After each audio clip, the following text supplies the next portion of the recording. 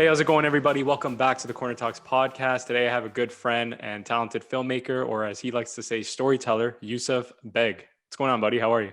Hey, thanks so much for having me on your show, Daniel. I'm really excited and partially nervous too, but more excited. So, Oh, nothing. I really appreciate that. My pleasure. Nothing to be nervous about. Believe it or not, as a host, I still get nervous because it's being recorded and you don't know who's watching, kind of thing. But we do it because we love to tell stories, we love to converse, and just interacting with someone like yourself, makes my day. thanks so much, man. So yeah. So, and I remember, working on our last project. To give everyone some context, we met before, way back at Rain Dance Toronto, because I remember when I saw you last on set a couple of weeks ago, I'm like, you look very familiar, and I just couldn't pick it out. And you were the one to mention Rain Dance Toronto.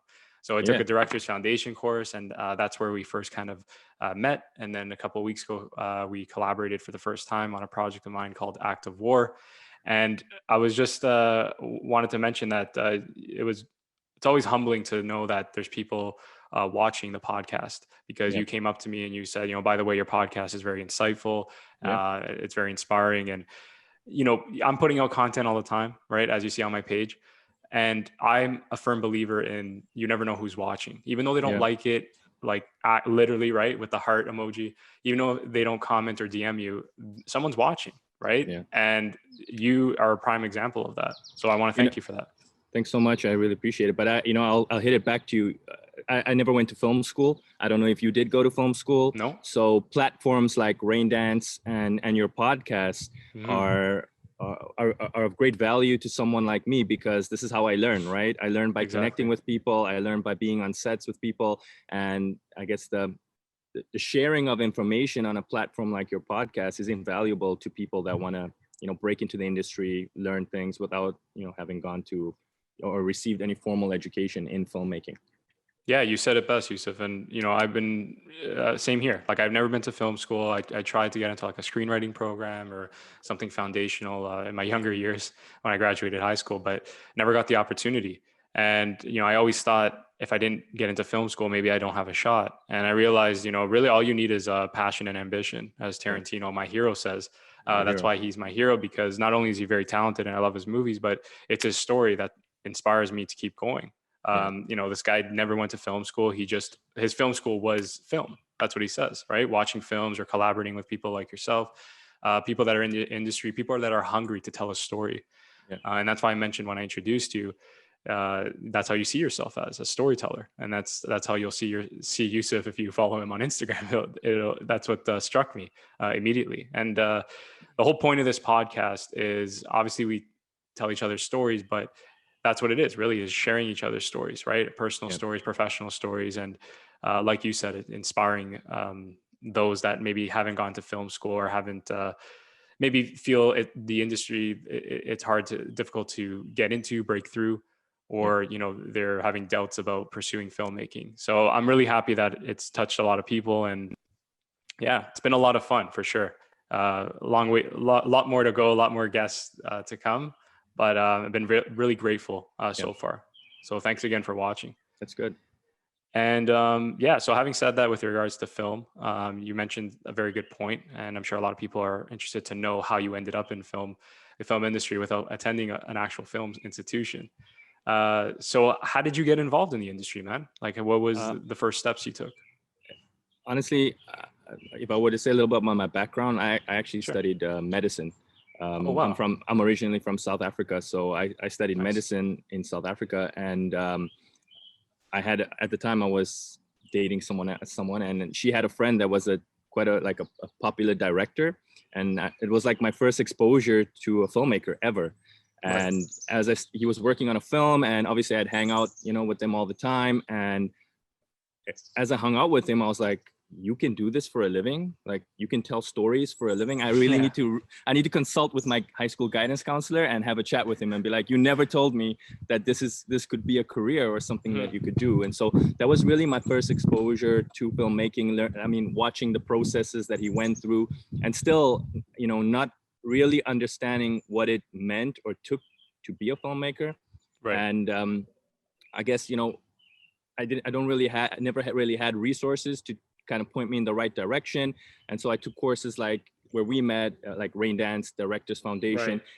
And even then, not really knowing what role do I want to play in filmmaking, because I mean, you can be someone technical like a gaffer or someone in sound. I mean, you could be a color grader, you could be a cinematographer, a director, a writer. So I really never knew where I wanted to kind of position myself in the in filmmaking. Yeah. Yeah, But and that you always had that affinity for storytelling, right? That's what pulled you in. You didn't know where you wanted to be situated, yeah, and it kind of brings me back to when I was, a little boy and I would watch film. I just loved watching film. I had no idea that you could.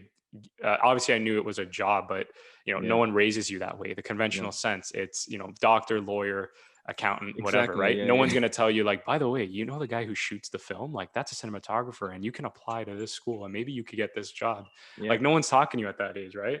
yeah, So I think what I'm saying is when I would watch a film for myself, if I could speak on my behalf, like the roles that I was always drawn to, and especially when I was leading up to being introduced to Tarantino, is that idea of being a director, right? Being hmm, the lead, like having your vision, being captured on screen, and all these talented people working in collaboration with you.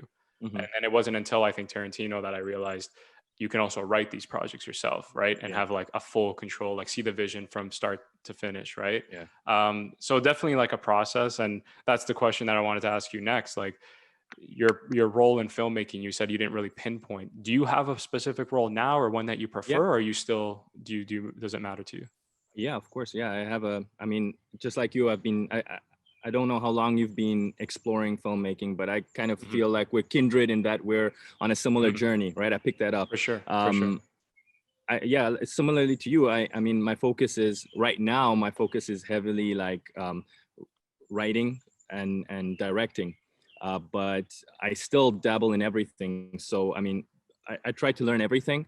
I spend a lot of time learning, for example, learning to color grade, you know, Nice. studying color theory and learning to color grade. I don't know if you've ever heard this saying, like the whole is greater than the sum of its parts.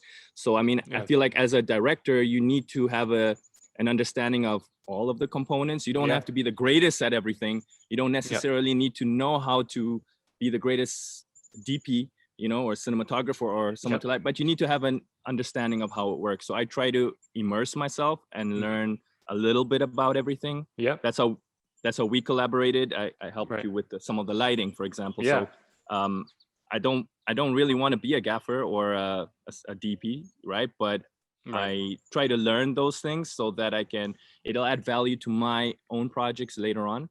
Of Uh, course. Yeah. yeah, and I think for me, where I see myself in the future and where I spend my time learning right now is, you know, I'm focusing heavily right now on story structures, narrative structures, Mm, screenplays, right. developing characters, character arcs, and like it's almost like my education right now. Because Yeah. I feel like for me, that's what I want to do is tell the stories. And like, you know, if you make a film and you could have the greatest cinematography, greatest sound design, but if your story's flat, it's Yeah. it'll be flat, right? It just Yeah. won't land. So I focus heavily on that.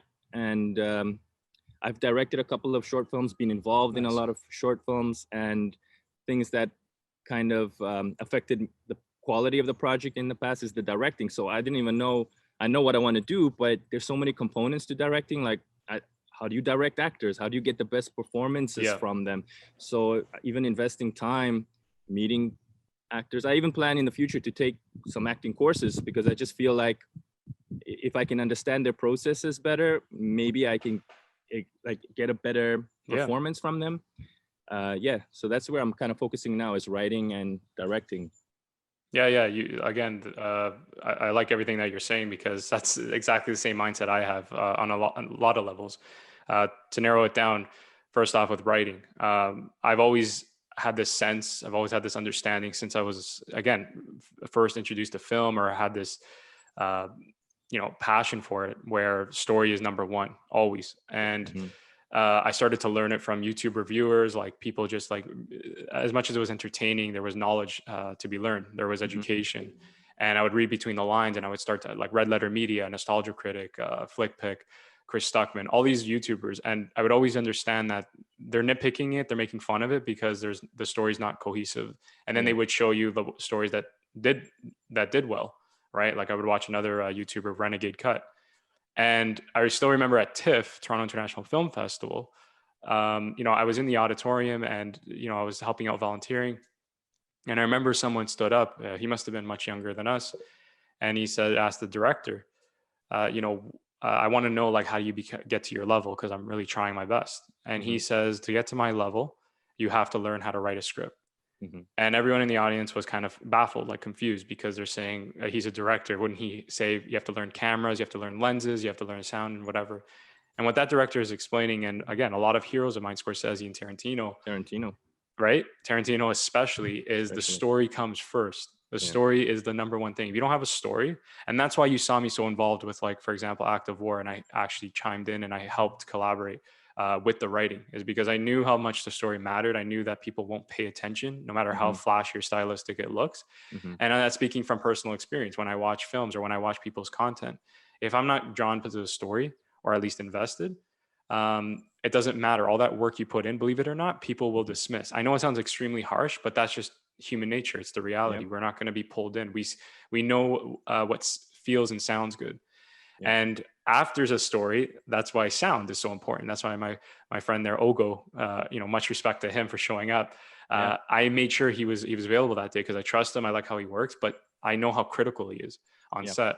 And I always joke around too, like, learning from my experience, that he's like the god on set. If he tells me, like, you can't film it because there's a buzzing noise or something not working, you listen to him. Because when it comes to editing, because I also edit my own work, you don't want to have a clip that's not usable because the sound wasn't there, because no one will listen to it. Now, as much as you fix it or whatever, if the human ear is very sensitive and very acute.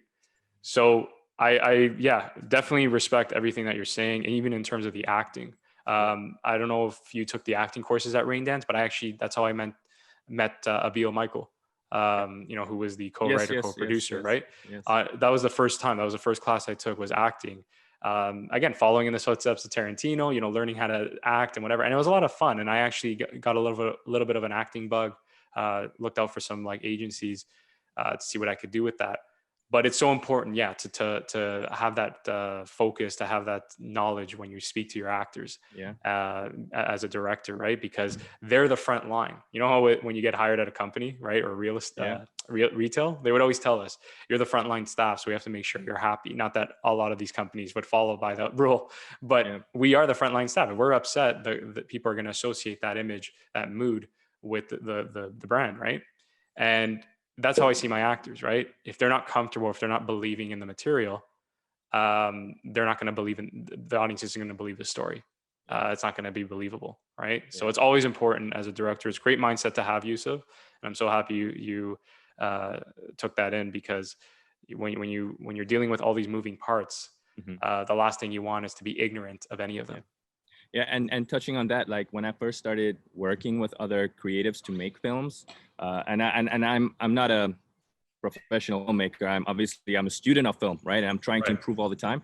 But when I first started getting involved, I was blown away by the ability of the actor. Like, I had never taken it into so much consideration, and then watching people perform and work on their art and perfect it. I remember my first, like, experience was like, holy crap, like, this is so amazing to see how they get into character, and how important they are to the film. Like, I mean, because we had worked on some films in the beginning, and then when I initially saw how they interpreted the script, it actually took my idea or my script to, like, a whole nother level. And then I was like, oh, this is such an important component of filmmaking. And it transcends it. And speaking about Ogo, I know he's a sound god, but I mean, I was doing the lighting, and he helped me a lot with the lighting too. I was gonna say, like, he could tell me, like, of all. He could tell me, like, on the film, like, when we were running into some issues, because that's like working with light on set, and I'm sure sound too, is like, it's really, you need to be able to problem solve really fast, right? Because 100%. And he could jump in there and help me and say, hey, bounce the light off of this box, because the box was white and we were struggling to find some place. And he's like, just pack these white boxes here and bounce the light, and then voila, we would get this, like, this amazing lighting. So yeah, Yeah, he's a it's so really shout important. out to him. Yeah, no, he really helped us a lot, and he really came through. And looking forward to collaborating with like yourself and him more so because I learned a lot from you guys.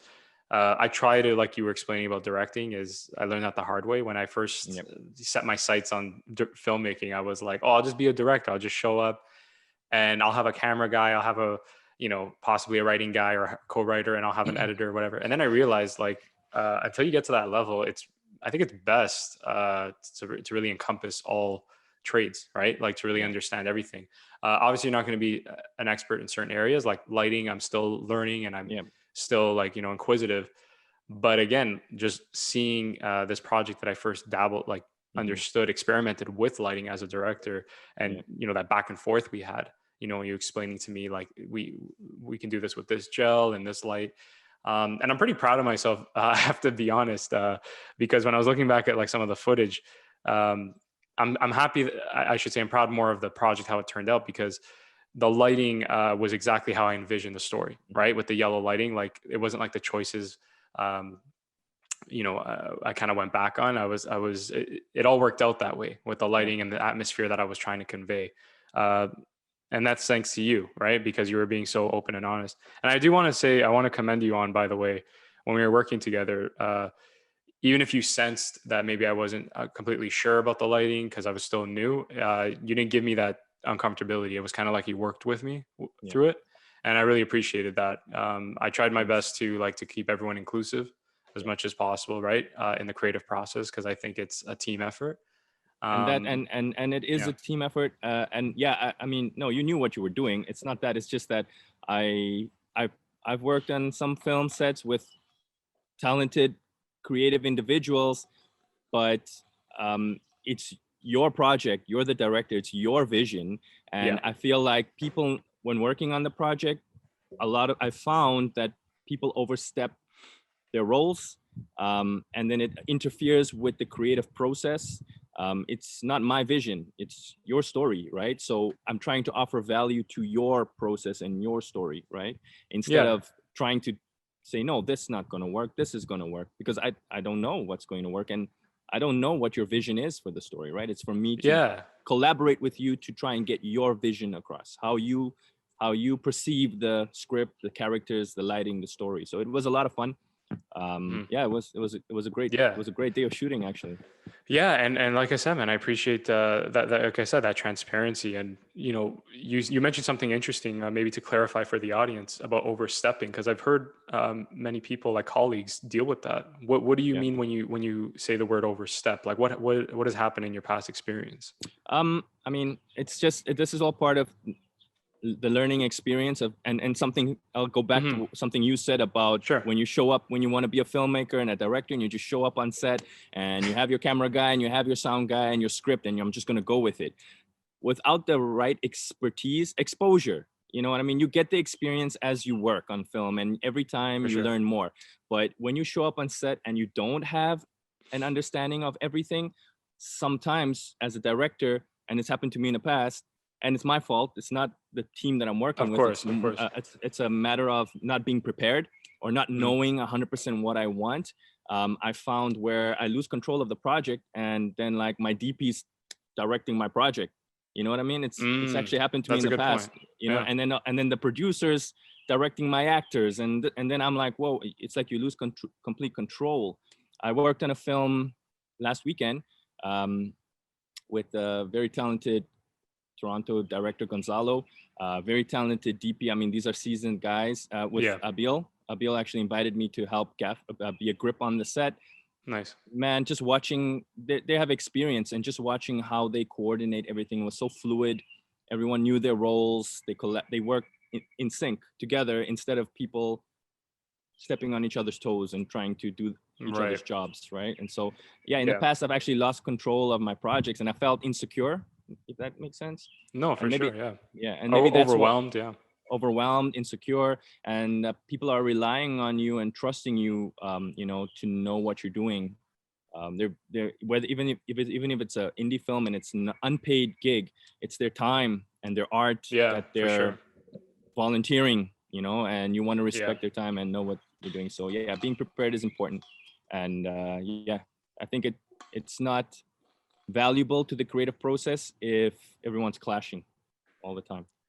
Yeah, no, and that's something that that's a great piece of advice, right? Like something to take in, and you got to be prepared as much as you can. That's a big factor, right? You have to be organized, and you have to, even if like you're never going to know all the answers, right? Because as we experienced on set, there's always it's all about problem solving. There's always some things that are coming up.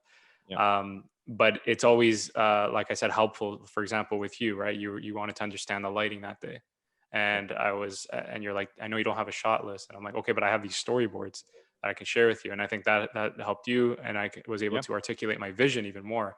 And that's what I mean by like maybe you might not have everything because you're still learning the process, but at the same time, it doesn't help but like having a preparation, and people yeah, will work with you, right? Because they'll see that you have that intention, though you have that ambition to grow, right? So yeah, very important. And yeah, it's a big thing too for filmmakers. I have to also tell myself, and even for you, is that these lessons, right? They teach us, right, for next time, because it's a constant learning experience. Like these seasoned directors or DPs that you saw on that project, I'm sure we're at the same level as you at one point, right? Just of kind of course, yeah, learning, and projects maybe might have slipped out of hands. What's kind of humbling in a way and satisfying is just knowing that $1 million projects, even the director gets dismissed or gets replaced, and they've been in the industry, right? Some of them are well known, or they even walk off themselves because they don't feel like they don't have control in hmm, the project.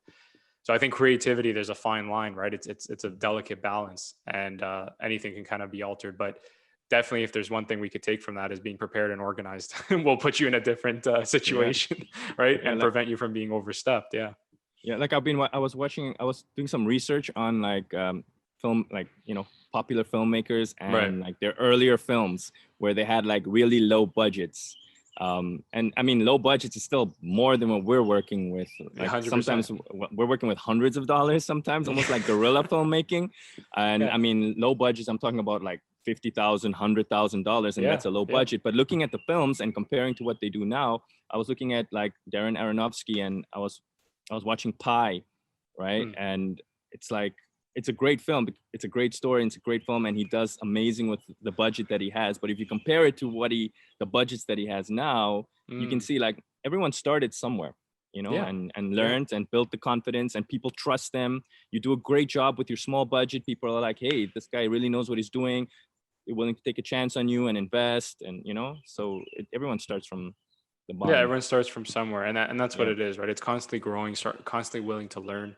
A big thing for me is that as much as I want to see myself as a director and writer, and that's how I do see myself, there are going to be projects where what, maybe I'll step aside. I'll be like an assistant director, or maybe I'll be a DP, right?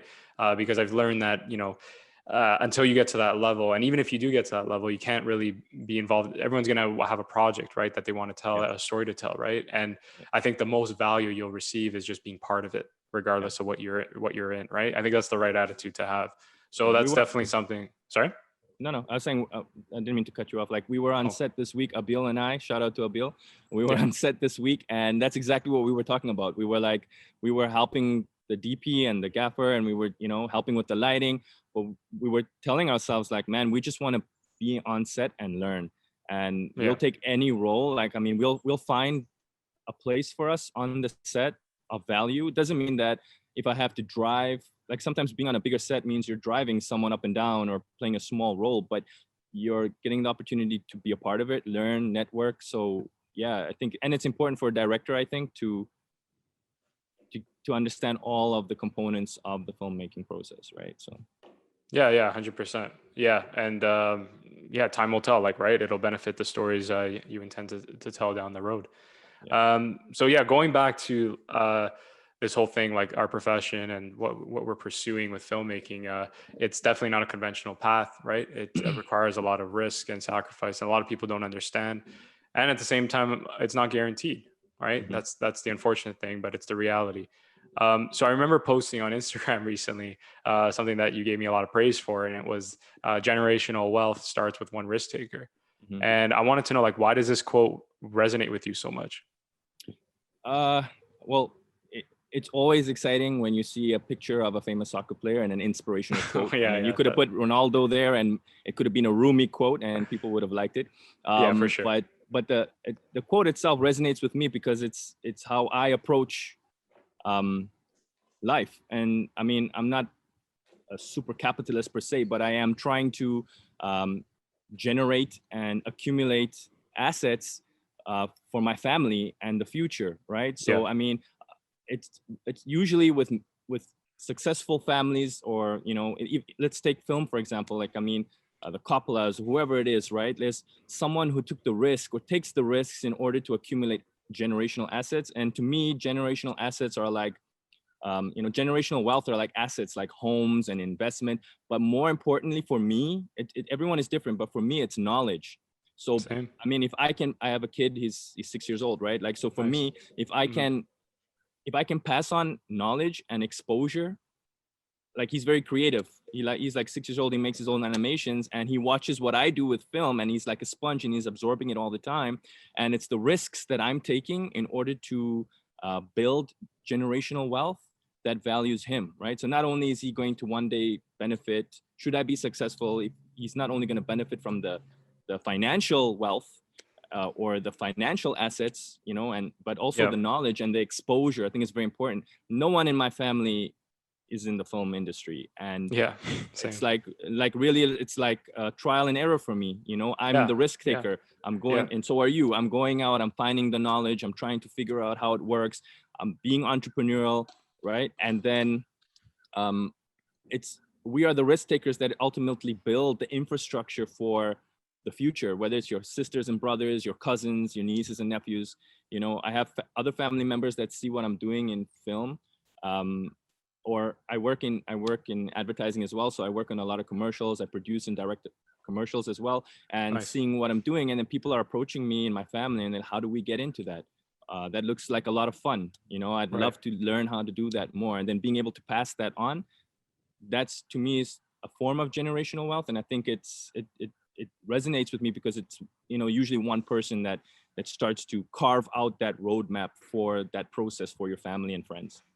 Yeah, no, 100%, and that's why I asked you this, because I know we're on the same wavelength. Like you understand this notion of generational wealth and that whole concept of risk taking, and that's how I see myself, right, with regards to filmmaking. Is I'm only doing, like, I know we live in a world and we get older and it's kind of ignorant to say, because especially I'm turning 27 soon, but I've Mhm. only been after this because of the value, the knowledge, and the love for the craft, right? Like Yeah. the money, yeah, is a bonus. It's a huge perk. I don't want to be living on the streets, but at the end of the day, I'd rather be making money off of something that I can be proud of, right? Or that brings me happiness. And not a lot Right. of people can say that for themselves. So I also realize, how difficult the situation can be, right? Mhm. How fortunate you can be if you end up in that spot. But you said it right there, like you're after knowledge and value, right? Mhm. And if you look at like any of the people we were just referring to, like the filmmakers, yeah, it's a given they're going to leave behind a certain amount of wealth, Yeah. but it's also like that legacy, right? That the fact that the kid, right? Like Tarantino's having a kid, that kid, whatever he decides to do, you know, it'll help them. I know people will say like, "Oh, it must be nice," but it is nice. Like, let's Yeah. be honest, that's human nature. People will look at him or her, whoever, whatever kid he has, and say, "Wow, you're Tarantino's, child. You might have something that you can do," and that's that value that, because he took that risk, that now the generations after that, if they keep it, right, they Yeah. retain that dignity, that legacy. Yeah. They'll be able to keep passing on. So I think that's a noble cause, man. I think that's really cool that what you're doing for your kid. Yeah. Everybody wants to see everybody wants to see their family and friends. Not everybody, but it's great to be let me No, rephrase I that. like how you caught It's yourself. Yeah. it's wonderful to be able to want your family and friends and strangers to be successful. Not Yeah. everybody wants that, right? But it's Yeah. it's ambitious and idealistic of me to say that, yeah, I want my family and friends, I want everyone to be successful, and if I can help them by giving them exposure. It's not to say that Tarantino's kid's gonna have whatever he wants. He's born with a silver spoon in his mouth, because some people will think that. It's not about that's a balance between them and their parenting, Yeah. right? But being Yeah. able, everybody wants the opportunity to give exposure to their kids, for example, right? Your Yeah. Tarantino's kid may not want to be a director or an actor or do anything actually in the film industry. He may want to be a doctor, Yeah. but he may have the resources and the Yeah. contacts in order to guide and coordinate the growth of his kid so that he can pursue his dreams And or at the her very dreams. least, the money to go to school, right? He has that money Yeah, that yeah, he yeah. won't be in debt again, he might say that's my money, don't touch it. But in a nice world, Tarantino will hopefully give him some money, right, to inherit. And yeah, he can use it for a good cause. And I think Yeah. that's so important with the generational wealth. And it's a lot of, and it's a concept people just, I get it. Like people have to work and whatever, but I really do believe that if you don't find a way, or if you don't at least give it a shot, like moving out of that conventional path, you'll never see like another opportunity or something, or a true Mhm. potential that you might possess, right? That could Yeah, I feel take your like you were. family tree. I Yeah. feel like you were gonna bust out like an Eminem 8 Mile number right now. You know. Yeah, right. Hey, Eminem's another hero of mine. So and You that's only got another one guy, shot. right? You only got one shot, But yeah, don't let me start rapping, lose yourself. Great song. Yeah, no, there's so many lines in that song. Like I remember used to listening to that on the high school bus just to get me pumped up. Yeah. Failure is not an option, right? Yeah. Success is my only option. Failure is not, right? And So everybody has their own perception of success, right? Like, I mean, you wanting to be entrepreneurial and leave generational wealth, or acquire it. I mean, that's to each their own, right? And no, for sure. some people are not interested in that necessarily. They have their own dreams and passions and pursuits. Maybe their Oh, for lifestyles sure. are more Yeah. simplistic, but I think it's admirable what you're saying, to be able to leave something or leave some exposure for your family and I friends. don't believe in yeah, I don't believe in pushing my ideologies on anyone, right? Like Yeah, at the end of the same. day, like you said it, right? It's if they want to work 9 to 5 and they're happy, that's great. My whole thing is I get a little bit defensive, and maybe you've had these situations when people start telling you how to live your life, and it's like Oh, all the time. yeah, and it's like you say to yourself, I'm not telling you how to live your life, but you're telling me, and I get it because you're concerned, you want what's Hmm. best for me, and 100%, especially family, right? I love them to death for that. But it's like, you just see, I don't know, you get older and you have like my grandparents, they're like in their 90s, like 95, right? And you just see how they talk, how they act, and hear the regrets, and just you start to assess life, and you see it differently, like it's a bigger picture, like I rather, at least I could say I give it a shot. You know what I mean? Yeah, Like at least I yeah, could say, and I was talking to a friend yesterday, like at least you could say, not that it's not going to happen, not that I'm saying anything, but if whatever reason, you could look back and say, I got it out of my system. Because a lot of people can't say that for themselves, or a lot of people yeah, aren't privileged enough, or are fortunate enough to be able to be put in that position to say that for themselves. yeah. I You know agree what with I you. mean, Yeah, man? yeah, and So yeah, it's. I think it's relevant, right? Like, um, I like to fail, because I mean everyone knows this. Like, failure is feedback, right? Like, I feel right. like every time I make a mistake, I'm learning, and then the next time I'm not making that mistake. And yeah, if you're not gonna try it, I'd rather be 7 years old, think back and say, hey, I tried this and I tried that. Not everything worked out, but hey, I'm happy. I gave it a shot. Or, man, I should be 7 years old and say, hey, man, I should have given it a shot. I really think I could have been a great director or storyteller, but I never took the opportunity to pursue it. Yeah. So The last thing I wanted to is because I was reaching that point where I would just tell people I wanted to be a filmmaker, right? But nothing mhm, was to show for, right? And yeah, people would eventually start saying to me, well, have you tried this? Have you tried that? And I hated that. I wanted to be, though I'm the kind of guy where it's like, they can't say anything to me because I've tried everything. You know what I mhm, mean? Where it's like, it's almost like they sympathize if it didn't work out, or they yeah, understand, that you tried everything. Because, well, people always talk, let's be honest, like people are opinionated. But what I'm saying is that like it's very different if you were coming to me that has no, let's say, experience in film, or you've never been on a set before, and say, yeah, I yeah, love to tell stories. I want to tell stories. I see myself as a director. And it's like, okay, but are you taking the steps? Are you maybe getting a film together?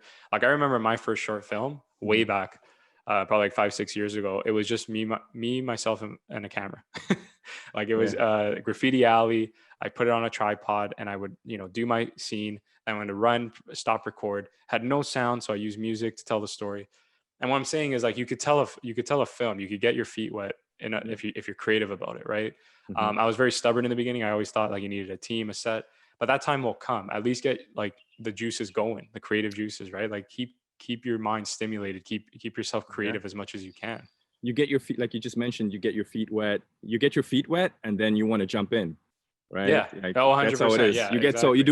You start working on one project, you edit your project, you get so excited about it, you got your feet wet, and then you're like, I need to do more. It's if you're a story, I feel like if you're a storyteller, then you need to tell stories.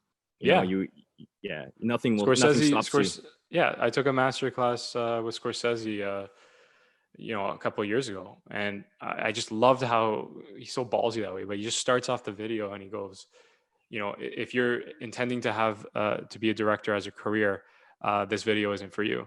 But if you really have a story and you won't rest until it's told, then I Mm-hmm. think I might be speaking to you. And I'm Yeah. like, who starts a video like that? You know what I mean? Like, how many people are watching that video probably because it's like, yeah, I think I could do directing, or Mm-hmm. I want to make it big. But the Yeah. fact that the way he worded that, he said, if you're dying to tell a story and you have to tell it, because we all have stories in our head, and you Yeah. and I both know this, right? If you really want to tell a story, then I'm speaking to you, and that's how he started his lecture. And I'm saying to myself, like, that's it. That's the drive you have to have. It's like, you don't see it as a career, a Mm-hmm. profession. You see it as like, this is a calling. This is something that I'm destined to do. Yeah. And you're absolutely right, man.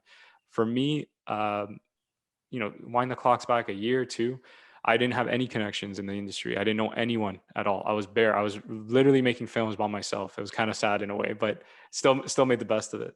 And what I'm saying now is that every film I make, every time I'm on a set or I'm collaborating with someone, there's always at least one person from that project that'll reach out and say, Mm-hmm. let's do something else. Let's do so. It's Yep. almost like it pulls you back in, and it like keep pulling you. And you tell yourself, you give yourself that motivation, like, hey, maybe that next project can take me to this place, because Yeah. you have to notice the markers, right? You have to notice the progress. If you're stagnant, if you're not making any progress, I can understand. But what I'm saying is, if anyone's listening, like, you and I both can agree, like, you always be aware of the markers. And I think Mm-hmm. we both can say that for ourselves. Like, I've noticed a lot of progress, Yeah. from I the know a time lot. when I was. I noticed a lot of progress in you, and I mean, Oh, thank just you, thank because you. we started. I mean, not started, but I mean, we had exposure in the beginning. I, Hmm. I remember your film from the You remember Directors Blackout? Foundation. I should mention, that's Yeah, right. And I and couldn't. Yeah, that was great.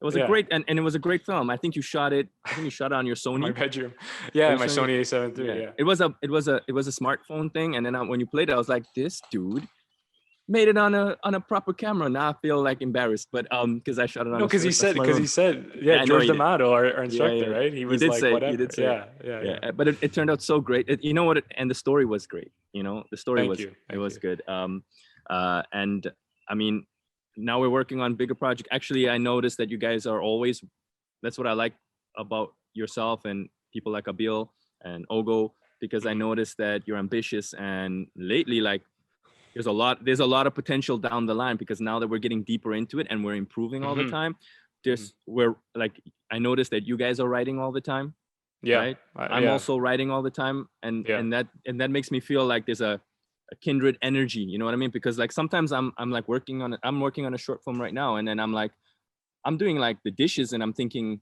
Yeah. man, what's gonna happen? What character arc do I want from my character? And Right, people don't right. understand. I'm like totally like into Completely this. normal. I Completely can't normal, sleep man. at night. I'm Yeah, laying in bed and I'm yeah, like, yeah. man, what's gonna happen? No, I don't like that conflict.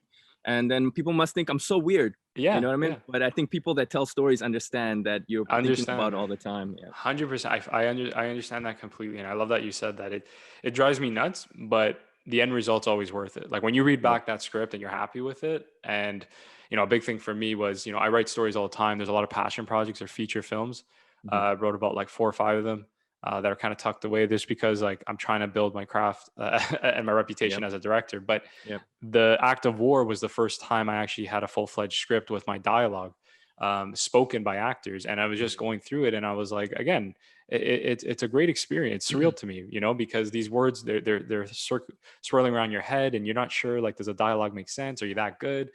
Are you a Tarantino ripoff? But you even commended me. I remember after that, because I don't know anything, right? Like, in Mhm. the sense that I don't want to be the one to say, oh, that was. I have to see the final edit, kind of thing, Yeah, right? yeah. Like, go through But the then you not footage. think it was wonderful to see? I mean, you had two really great actors on set. Yeah, But yeah, they were very well done. Yeah. I was really impressed with their performance. But I thought to myself, I try to put myself or empathize with whoever I'm working with, right? And I'm like, it must be wonderful to see the performance of your work, right? Yeah. And then someone do it justice. Like, I don't know what you intended, but I was blown away. I was like, man, it was so dramatic. It was intense. They gave such a great performance, and I was like, it must be amazing to see your work, that feeling, or to Yeah, share, to see, oh wow, come to come to life. life. Yeah, Yeah, fruition. Yeah, do it just right. And yeah. you're absolutely right, man. When I was Connie Mew, like, thank you again. She did a great performance. Shout out to her.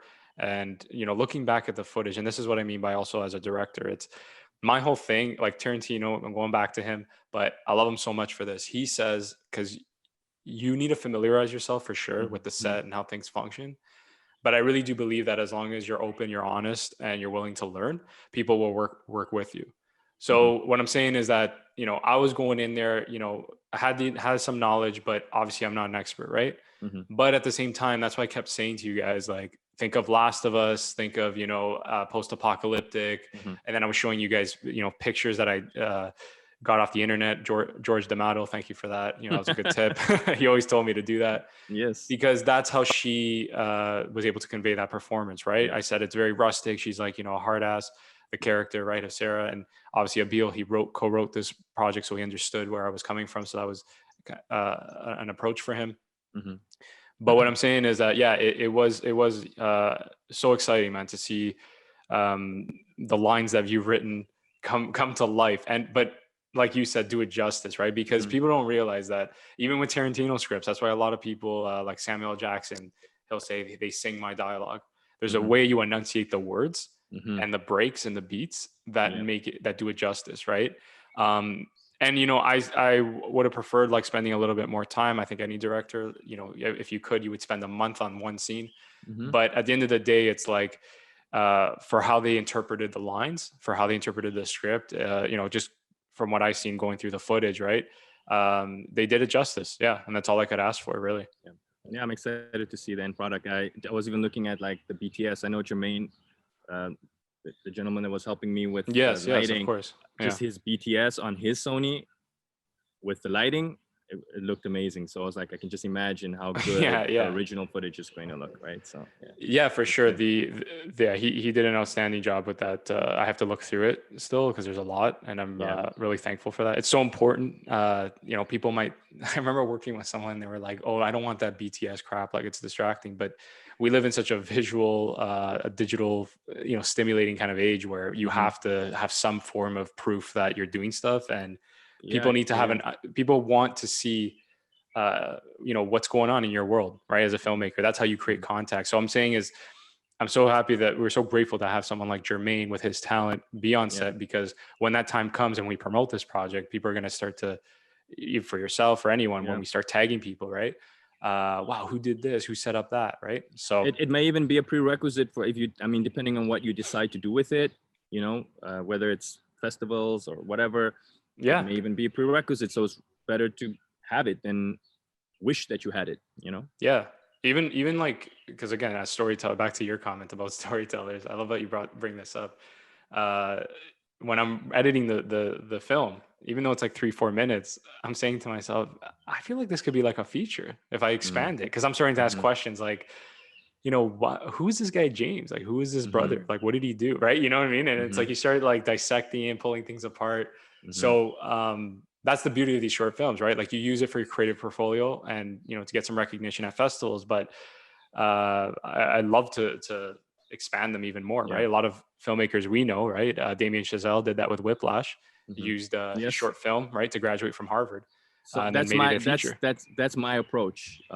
Just to cut in, like that's my approach Yeah. to it, is that I want to come up or work with people to come up with concepts, just like you said, that can be standalone short films, but it can be a feature film if you expand on it, right? And maybe use it as a concept or proof of concept to get funding or elaborate No, on it further. 100%. Yeah, 100%. And, that time will come for sure. And, my door is always open, vice versa kind of thing. Like Of if you course, ever yeah. want to collaborate or co-write, now that I know like how much you love storytelling, Mm-hmm. that'd be really cool to come up with a project, or if you need me to come on as a director, Yeah. I'm one of yours, definitely, Definitely. we'll keep those doors open. But, yeah, so, having said that, with regards to our paths, entrepreneurship in the arts, I just want to know, how do you cope with uncertainty or challenges that arise when you are, as exciting as this path is? Let's be honest. What happens when those things cross your mind? Yeah. I think that my personal philosophy on life in general and the pursuit of whether it's your career or your passions, your family, whatever, I almost approach it from an angle of I tell myself that there are going to be obstacles. Yeah. Like I almost guarantee myself that there are going to be obstacles. And then I come to terms with that.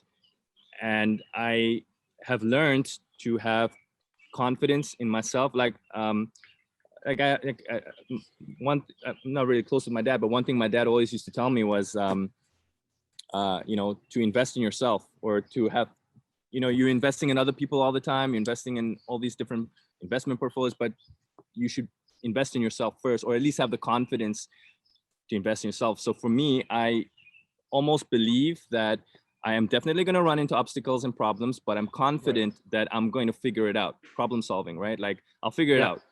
That's what I tell myself. I'll figure it out. I try to be as prepared as possible, like we spoke about, but I inevitably am almost confident that will try to figure out a solution, and I don't let that keep me away from attempting to do something. Yeah, no, that's well said, and it's such a healthy approach. Something that I'm acquiring for myself is, there are going to be problems all the time. I think that's what we tell ourselves, especially as creatives, because everything is such a delicate, fine balance, as we established before. But it's the reality. There's always going to be something, someone, something. It's going to get in the way, and you have to overcome it. You have to problem solve. And one thing I've learned as a director, I remember Scorsese saying it, is you have to be solving problems like a mile a minute, like every 2 seconds. And that was a huge learning experience for me. Like I directed a 20-minute short film last summer, and that was very involved. Obviously we had more days to shoot, but what I'm saying is that because I was dealing with more technical aspects, like the lighting, because everything was shot outside for the previous one. You were asking me questions, right? And naturally so, right? You're going to ask the director, like, okay, is this okay? Does this, and I'm like thinking, cause I'm trying to process everything. Right. Yeah. And going back, it's like, like your brain has to work a mile a minute. You have to be so focused, and you have to only be thinking about that. Yeah. And that's what it is. It's all about problem solving. If it's anything that I can learn from this business so far, right? There's always, sorry, go ahead. No. And that's why I have so much respect for technical teams on films. And I try to throw myself into their shoes as much as possible, because that's where you're going to a lot of the times run into problems, and then watching how they solve problems so quickly, from trial and error, it's for sure. Yeah. And then you take that on to the next project, right? And then you keep going, and you understand. But I really do believe that even if once we make it, whatever established, it's not going to be smooth. Like there's always going to be something happening, whether it's an actress doesn't want to show up, or, a PA is giving you a hard time because he's always on his phone. There's always going to be obstacles, and you just have to like work around it. Right. It is what it is. It's part of the territory, but that's why we love it. Right. Because at the end of the day, we want to tell these stories. It can be so stressful, and then when it's done, there's so much relief and pleasure in the fact that you've overcome it, right? When you're shooting, it can be so stressful. Meeting the timelines, we have until this time to shoot, you know what I mean?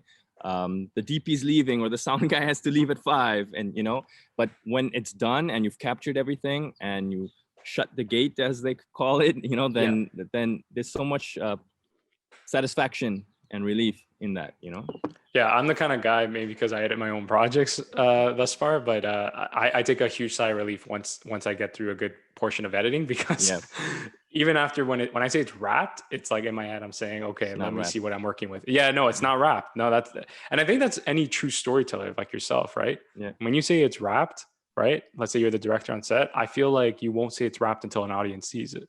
Yeah. Right. Like that's when you say it's wrapped, because it's out of your control now. But nevertheless, whether it's editing or directing or anything like that, I've learned, especially with editing this project, so many things that I'm, trying to just tweak out or like fix, because going through just all the footage, making sure everything, and that's what it is. Like you said, problem solving. So I'm glad you agree with me on that. And that's something I should mention is what drives us when we have dealt is, like you said, seeing the final product, seeing the story come to life, and being proud of it, saying this came from that. So right? I just before I know we're coming to an end, but like, I no one ever asks you, right? Like, I know you're a director and a writer, but it seems like you're very passionate about editing as well. What's your favorite role in the process? My favorite role, I don't know if I could say this. My favorite role is, to be honest, like the whole process. But if I really have to specify, um, and yeah, no one's ever really asked me that. I have to say writing, and I'll be honest with Mhm. you, even though it's so stressful, I really enjoy creating the story. Yeah. I enjoy getting to know the characters, the dialogue. I recite the dialogue. I actually act them out to a mirror myself, Mhm. with the emotions. And again, it goes back to my hero. Like he says always, I'm a writer first. He actually Yeah. doesn't even say he's a director, right? Mhm. And the directing aspect, I'll be honest, is because I have such a visual sense and a style that I want to capture for what I write. And that's why you see me as pursuing the directing field, and I enjoy it because I really do like bringing talented people toward working toward this story coming to life. But yeah, writing Amazing. for sure is my that's my first kind of love. If I should mention, when I pursued filmmaking, I didn't touch anything but writing. I Yeah. sat myself down and I wrote 4 feature-length screenplays, and I remember that feeling after, like, saying, "Now what's the next step?" Well, the next step is to develop knowledge and experience and expertise in directing, because Mhm.